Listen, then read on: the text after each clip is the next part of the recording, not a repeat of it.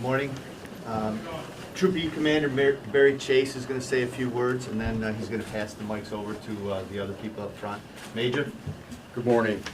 I'm Major Barry Chase with the New York State Police, and with me this morning is Monroe County District Attorney Sandra Dorley and Town of Greece Chief Andrew Forsythe. Last evening, investigators from the State Police arrested Kirk Ashton, age 51, who was employed by the Hilton School District as principal of the Northwest Elementary School for 9 counts of endangering the welfare of a child, which are Class A misdemeanors, 6 counts of sex abuse first degree, which are Class D felonies, and 5 counts of course of a sexual conduct against a child in the second degree, which is also our Class D felonies. Mr. Ashton was arraigned in the town of Greece Court and is currently in the Monroe County Jail on a $500,000 bail. He's scheduled to return to court later this month. These charges involve 9 male victims, all students of Northwood Elementary School. Orders of protection have been issued on behalf of most of the victims. These allegations against Mr. Ashton were reported to the New York State Child Abuse Hotline, which then provided the information to State Police on March 26th of this year, and the investigation started immediately. The school administration was advised shortly after the investigation started during school break. So Mr. Ashton did not return to school after the allegations were reported. We can all agree these are very serious allegations and the investigation is continuing. We ask that anyone who has information regarding these allegations or any other allegations against Mr. Ashton to contact the New York State Police at 585-398-4100. The State Police, the Monroe County District Attorney's Office, the Greece Police Department, the Bavona Child Advocacy Center, and the Hilton School District assisted in this investigation. Side note, members of Bavona were in the school just prior to the allegations, completing an educational program which will likely result in people coming forward. I would like to mention that Bavona has was a tremendous and has been a tremendous asset with this investigation and also setting up and completing several child interviews. Chief Forsythe and his department were brought in to be part of this investigation once it was determined that the scope of this was quite large. His agency has been working hand in hand with us from the beginning. We asked them to be a part of this investigation due to the community interest and the sheer number of investigative steps, and that is greatly appreciated. Thank you, Chief. We will now take some questions. Do you have any sense how far back this goes? And can you give us a time frame for the 9 boys that are involved? Well, we know that I've been informed that he's been a principal there for 17 years, so just based on other investigations we've had over the years, we can only guess that it's probably gone back that far. We don't know that for a fact at this point, but obviously we're gonna look into that as much as possible. Going back on these charges, I believe we're thinking back towards 2017. So the age of the victims are between 8 and 12 years old. That answers your question, does it? Yeah, Okay. can you talk a little bit about sort of this grooming thing that happens in these kinds of cases? And did that happen here? And what did that look like? How did that manifest itself? Well, I'm not going to get into really specifics with this case. I can say generally, individuals who are predators, they prey on children. Unfortunately, sometimes they get into positions that are of power, and they take advantage of the weak and the young. So it does happen, and it's very unfortunate that these people get into certain type of positions. So. Did the alleged incidents happen at the Northwood campus? Is that why he's charged in Greecetown Court? That is correct. Our investigation has shown that all the incidences occurred in the school. Major, excuse me. you said Bavona had some kind of program at the school prior to these allegations being made. Yes, Do you think that the complaints were filed because that program happened? I think it's likely that it did. You know, they're out doing educational programs in all the schools when they're asked to come in and do that. Bona does it. There's other agencies that come in and do stuff like that. So we're guessing that's probably what happened. So either the child or a teacher or a parent was exposed to this program and thought, I need to report something. I would say that's safe to say. That's correct. Do you know which that was? Was it a child, was it a teacher, or was it a parent? I'm not gonna, we're not gonna disclose it at this point. Are you looking into anyone who may have known about this and didn't say anything? That's a difficult thing to look into, and is law enforcement, is in the medical field, and teachers, educators, we're all mandated reporters. So there's no indication that nobody knew of something and didn't report it. Okay. Parents may be saying, my child isn't saying they were, affected in any way physically, but what if there's cameras or anything and they didn't know when their child was affected, and there's cameras in the bathroom or anything? Any suspicion of that kind of behavior? I would say that any parents out there that have those concerns, please call us, and we'll run those leads down. This is an ongoing investigation. This will take quite a long time to unravel, and especially if we have more people coming forward. Are you looking at his actions prior to coming to Greece? We will. I mean, if information comes forward to us, we will look into that. As of yet, I don't know. I personally don't know what his history has been as far as where he's been employed. I know he's been employed with the school district in Hilton for, I think, the last 17 years. It was my understanding that if you have a felony conviction, you can't be a teacher or an educator in the state of New York. So how was Mr. Ashton able to hold this position with the felony DWI conviction in 2007, I believe is what was revealed last night?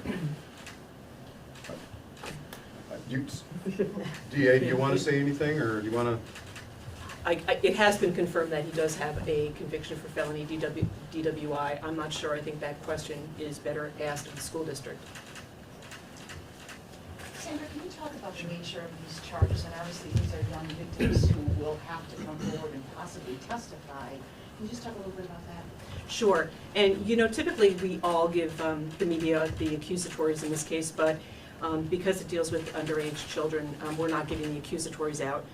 So I was planning on reading at least the allegations for all of you.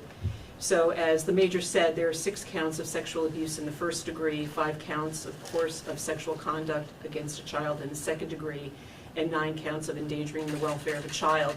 But just to sum up those allegations, it says that on or about and between December 1st, 2020 and December 31st of 2020, at 433 North Greece Road in the town of Greece, the defendant, being 21 years of age or more, subjected the victim to sexual contact when he was less than 13 years old.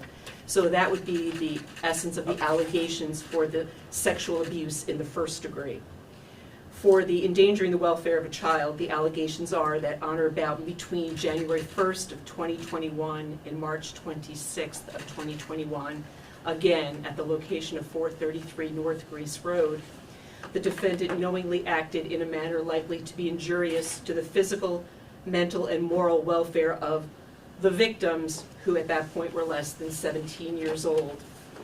With respect to the course of sexual conduct against a child in the second degree, and there are 5 of those, it states that on or about and between September 1st, 2019 and March 26th, 2021, at 433 North Greece Road, the defendant, being 18 years old or more, over a period of time not less than 3 months in duration, engaged in 2 or more acts of sexual conduct with the victim, who was less than 13 years old, knowing that it was likely to be injurious to his physical, mental, or moral welfare. So in essence, those are the 3 charges, the 3 major charges.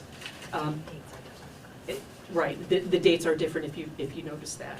And I also want to point out, right here is Sarah Van Stradog. She is the chief of our Child Abuse and Sexual Crimes Unit, and she will be handling this prosecution along with Deputy Chief Amanda Balling. And they have been working on this tirelessly since they were notified of these allegations. And I also want to point out in the back of the room, we have members of our Bavona staff who really are just, I can't stress enough how wonderful they are and how, what a great job they do for our community. They should be applauded because they were certainly essential in bringing these charges to light. And as everyone knows, Mr. Ashton was arraigned last night. He's still in custody, and there's a preliminary hearing set for April 20th. But we plan to present these cases to a grand jury beforehand. Sandra, Yes. one of the endangering charges goes up to March 26th, which is a couple of weeks ago. Correct. What is he accused of doing as recently as March 26th to endanger a child? It's a time period, Brett. It goes from, let me put that one, from January 1st through March 26th. So over that period of time, the allegations were that he knowingly acted in a manner likely to be injurious to the physical or mental welfare of a child less than 17 years old. So what does that mean? Was he? I mean, if he was sexually, So there are, accused of sexually right, so there are abusing, you'd be charging allegations with that, right, that So there was he threatening them? I'm not going to get into exactly what the conduct was, but there are allegations that there was something was occurring between January and as recently as March 26th of this year. Can you say if the incidents happened during school hours or after school hours? We're confident in saying that it happened during school hours. So was he alone with these children? How does this happen during school hours when there's all of these people there? And we're not going to get into the specifics. We're very limited, especially in this case when we're dealing with the abuse of children. We have to be very careful with the allegations. Obviously, the public has a right to know what the allegations are. That's why I read from portions of the accusatory instrument. But again, these are only allegations at this point. There's a lot more to do with this investigation. And if any parent is listening right now, have a conversation with your child. There could be more victims out there, and if there are, we urge you to contact the New York State Police, the Greece Police, our office, and most importantly, Bavona. We talk about the position of trust that this man sort of had for these, in a school setting for these children. Chief, you want? Yeah, you want to answer that? No, I'm sorry, what was the question? The position of trust that a principal has in a school setting, and how that sort of maybe played a role here. Yeah, I mean, I guess to answer that question, this guy is charged with protecting, guiding, and mentoring these children. And the principal of a school district is the leader of that organization.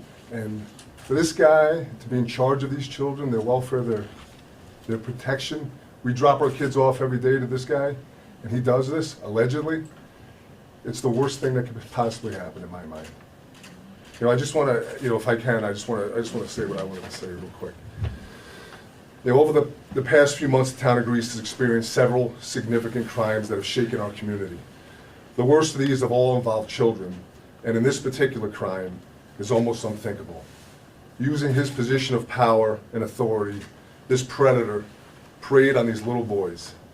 This guy, who was charged with guiding, mentoring, and protecting our children, used their innocence and trust to violate them. Making matters worse, he chose one of our most sacred institutions, our schools, to carry out these disgusting acts. These courageous little men, in the face of fear and uncertainty, showed their bravery and came forward to tell their story. Those of us in law enforcement are now charged with ensuring justice is served for these children and their families. We will continue to protect those most vulnerable within our community. The Bavona Child Advocacy Center, which was talked about a little bit, and their team of forensic interviewers are second to none. This type of investigation highlights the critically important work in dealing with these pure, beautiful little children. And we up here cannot have done this investigation, led by Senior Investigator Doug Thomas and the State Police and his staff. We couldn't have done it without the Bavona Child Advocacy Center, because those forensic interviews, and I had the opportunity to sit in on one of those, and to watch this interviewer speak to this little boy, and the care and compassion shown by these people for these children, that's what breaks our heart in law enforcement. Yeah, we're the tough guys, we go out there and we do all this stuff, but when it involves this and these children, Bavona, the district attorney's office, Sarah and Amanda that deal with this every single day, we in law enforcement, this is the worst crime that we can investigate. We don't want to be here. And all these little children, these little boys, in the communities that we live, that I live, are now violated, and their families have to deal with this for the rest of their lives. How does this impact you personally, Chief, knowing that you had children who went through this school? Listen, this guy, we dropped our children off to this guy every day. Myself, members of this police department, members of this community. We dropped our children off to him. You know when your kids are little and you go to kindergarten, first day of kindergarten, it's the greatest thing in the world. Little kids, they got the little name stickers on and they're jumping on the bus. Some of them don't want to go to school, some are crying. All of us parents, we get our little kids out there, get them on the bus, we drop them off. They're gonna be safe, they're gonna be protected. And this guy,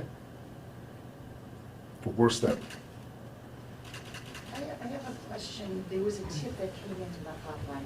How do you go about then identifying the other victims? Were they all part of the same club or group or something like that? I mean, how do you even investigatively find the others? Well, there's a lot of steps, and like the chief said, there's a lot of people that worked on it, a lot of great investigators, Bavona. And it just happens, you start out slowly, but it ends up, you get more information as you get more leads. You continue to work on them. So that's what happened with this incident.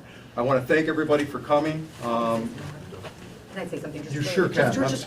I'm sorry. Hi, Sarah Van Stranden. I just wanted to say, I know that there's Jane-specific questions that the media has and that the community has, and I certainly respect that as a prosecutor, as a parent, that people want answers, and there needs to be some kind of transparency, which is what we're doing here, I think. But I think everybody needs to understand that the secrecy that we're keeping in regards to this case is to preserve the investigation. It's to preserve the integrity.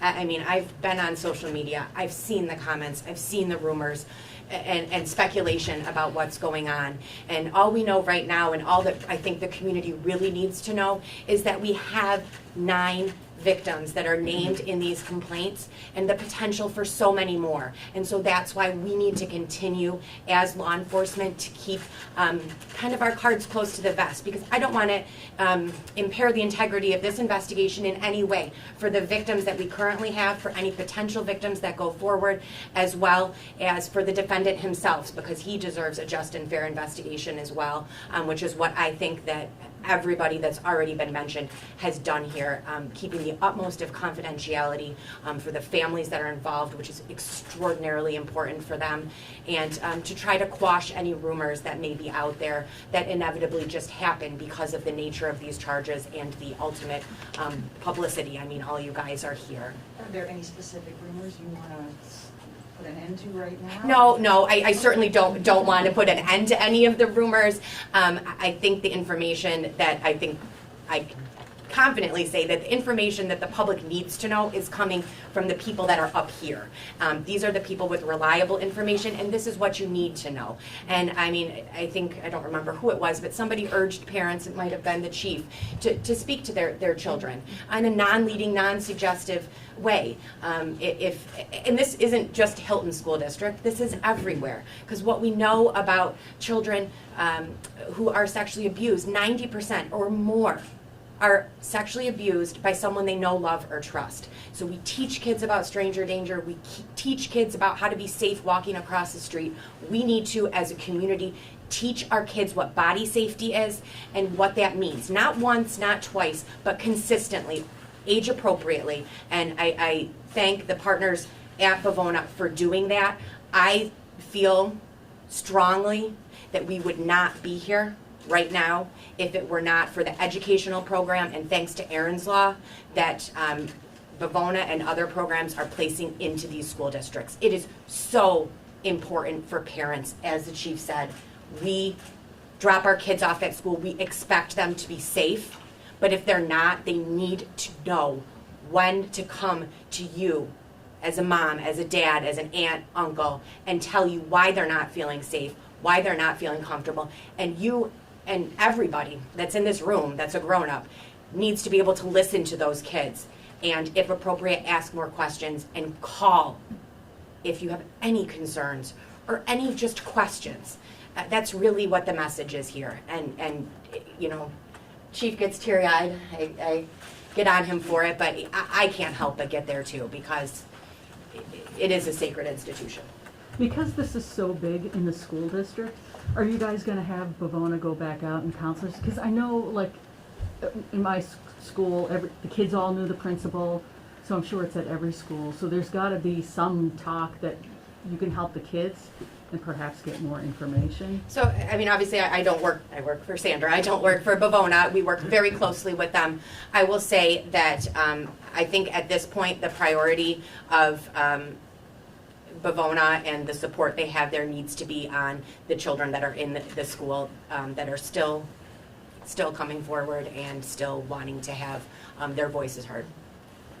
You mentioned that if a child comes to you, say you're not the parent, you're a trusted friend or something, and you hear these allegations but you can't get any more information, what's the next step they should do? In my opinion, and I've had people ask me this, friends, you know, in my personal life, call Bavona. There are trained people there. There's a triage phone that somebody mans. I don't know if it's 24/7. I mean, my friends in the back will probably kill me, but there is a triage phone, and they will get back to you, and they will let you know, here's the next steps, and that's always case specific, so I can't tell you exactly what it is, but it's going to depend on the information that you get. Listening to kids is the most important thing. Sarah, can you give an example of a non-leading question? So if parents are watching right now, and they want to have this conversation with their children tonight, what's the first non-leading question you would ask? Gosh, thanks, Berkeley, that's a tough one. I think there's tons of different non-leading questions you could ask. Has anybody at school made you feel uncomfortable? I think is there anything at school that happens that you didn't like or you don't like? There's many different ways you can ask that. I think the most important thing is kids are looking at your reaction if they say something. If they say, well, yeah, and you go, oh my gosh, they're looking at you. So they know that maybe they're upsetting dad, they're upsetting mom, and I'm going to take that back. So if there is kind of an initial disclosure, sometimes it's best to let the professionals take over and deal with it, because even though I can talk to kids all day, every day about this, if my own child were to say something like that to me, I know what my reaction would be, and it would not be the appropriate one. Would you say anything different right now, like say there's Hilton parents watching it, whose kids go to the school, what would you have them ask? The same kinds of questions. I would certainly never mention a name. I don't want to suggest anything to children. Everybody, the people that are doing these interviews are trained forensic interviewers. They have hours and hours and hours of training in the specialized skill of forensically interviewing children who are potentially victims of crimes or witnesses to violent crimes. They know what they're doing. So it is a difficult conversation to have when you don't have that experience, but just the open questions. Is anything making you feel uncomfortable? Not even at school. Is anything making you feel uncomfortable?